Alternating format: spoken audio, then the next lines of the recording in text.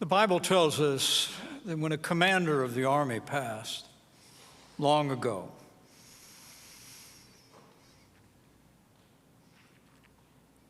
that the king said to his servants, "Do you not know that a prince and a great man has fallen in Israel this day?" We gather today to celebrate the life of such a man,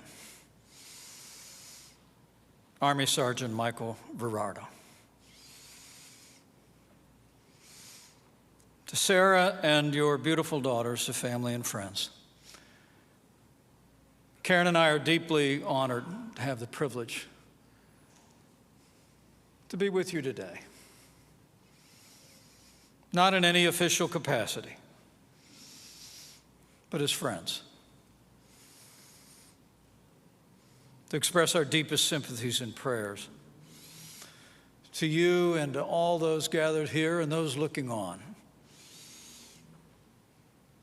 who admired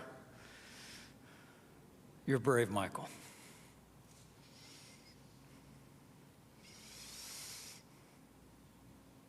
The word promises that the Lord is close to the brokenhearted, and that will be our ongoing prayer for you. Sarah, thank you for sharing Michael with our nation and for your inspiring devotion to your husband. And Sarah, thank you for your extraordinary leadership and compassion for veterans and their families across America. We are all in your debt.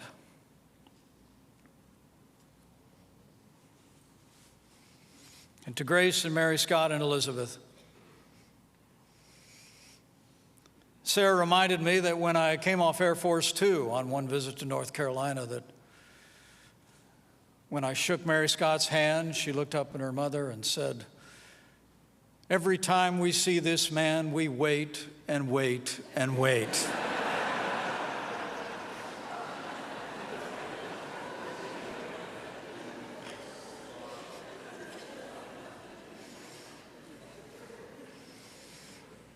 So we were early today.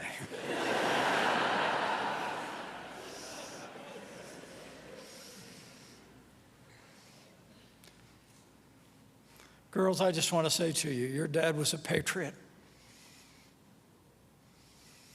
who loved this country deeply. But everyone who knew him more than 5 minutes knew he loved you more.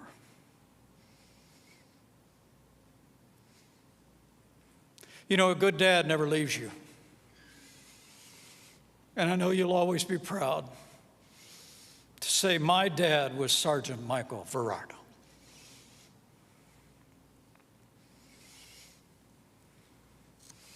To Michael's dad, David, to his mom, Holly. With two of our kids' families serving in the military today, I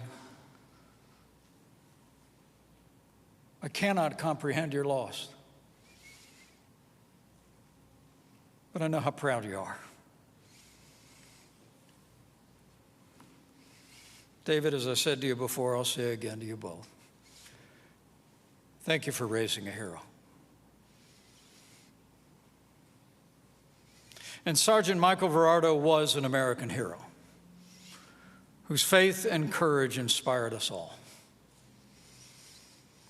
The presence of so many distinguished guests gathered here today, many of which have spoken so eloquently. Senator Tom Tillis, Secretary Doug Collins,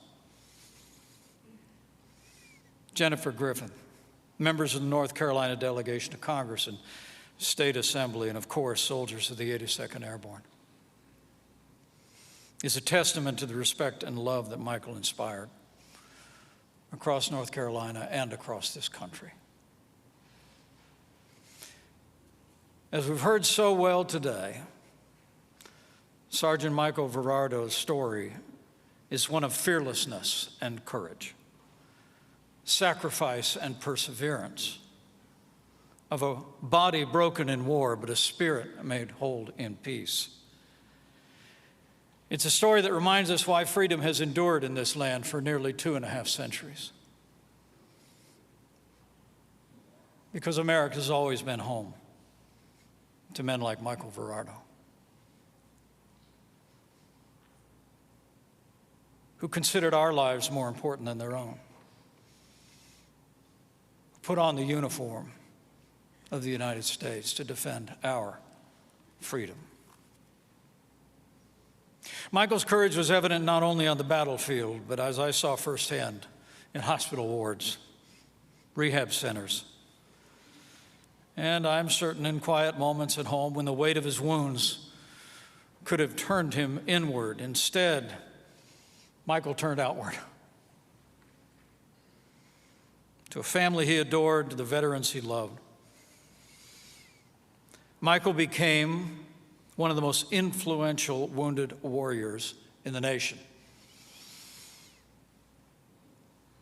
counseling everyone from the president to governors to members of Congress and leaders at every level, and pouring himself into the lives of veterans' families like few others in his generation.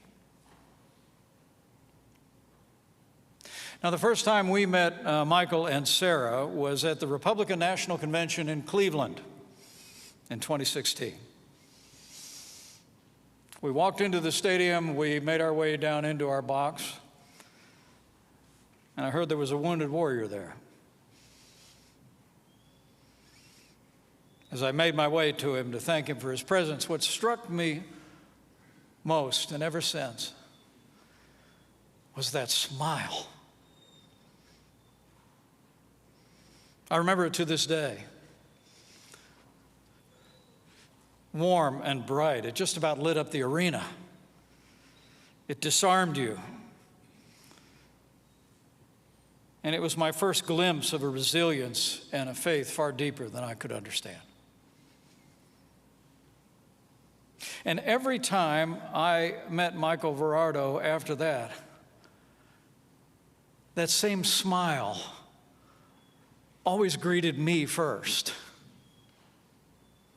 Whether in his room at Walter Reed or at the White House or at a reception for wounded warriors over Christmas, despite his infirmities and challenges,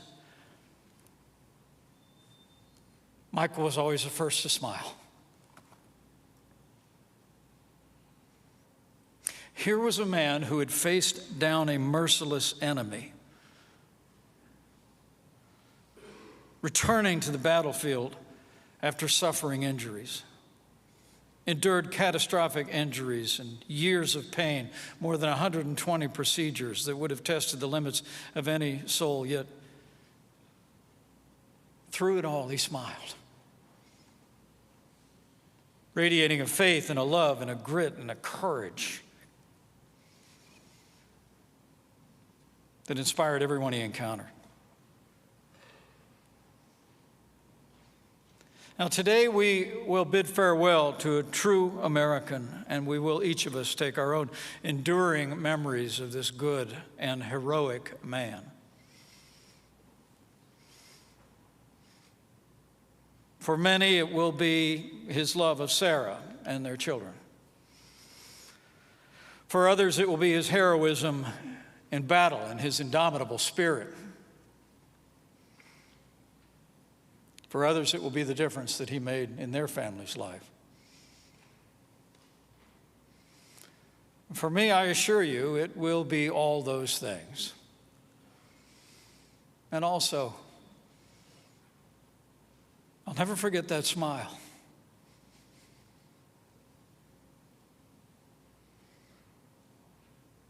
Michael Verardo was always the first to smile, but I know in my heart of hearts, this time last week, on the far side of forever, someone else smiled first. And Michael, now whole again, heard those words. Well done, good and faithful servant. For greater love hath no man than this, that a man lay down his life for his friends. America will never forget or fail to honor Sergeant Michael Verardo. His name will be enshrined in the hearts of a grateful nation forever. His sacrifice will be remembered. In every flag unfurled, every anthem sung. And his memory will ever inspire young Americans to step forward with the same courage in the same cause to which he gave the last full measure. May God bless the memory of Michael Verardo. May God comfort his precious family and all who loved him. And may God continue to bless the United States of America with men like him. God bless you all.